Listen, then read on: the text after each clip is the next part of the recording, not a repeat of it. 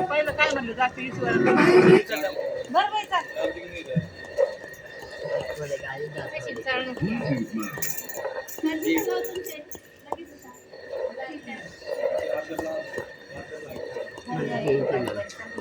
पंढरीच्या पांडुरंगा गा साईबाई गा बाई तुम्ही हळदीला यावा बाई यावा यावा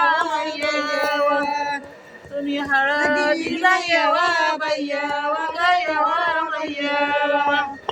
संग रुक्मिणीला घ्यावा बाई घ्यावा